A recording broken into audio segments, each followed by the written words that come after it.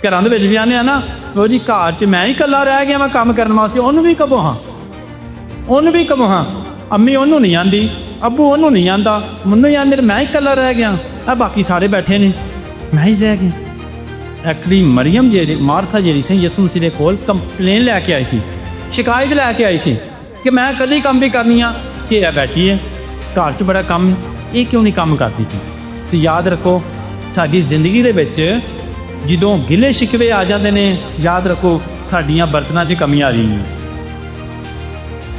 ਮੁਬਾਰਕ ਉਹ ਹੱਥ ਨੇ ਜਿਨ੍ਹਾਂ ਨੂੰ ਖਿਦਮਤ ਕਰਨ ਦਾ ਮੌਕਾ ਮਿਲਦਾ ਹੈ। ਅਗਰ ਤੁਹਾਨੂੰ ਮੌਕਾ ਮਿਲਦਾ ਤਾਂ ਰੱਜ ਕੇ ਕਰੋ, ਕੋਈ ਗੱਲ ਨਹੀਂ ਮੈਂ ਭੱਜ ਕੇ ਲੈ ਕੇ ਆਣਾ ਕੰਮ ਦਾ।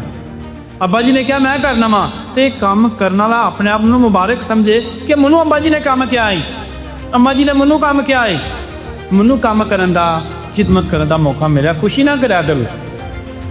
ਉਹ ਮੁਬਾਰਕ ਇਨਸਾਨ ਹੈ ਜਿਹਨੂੰ ਕੰਮ ਕਰਨ ਦਾ ਮੌਕਾ ਮਿਲਦਾ ਜੀ।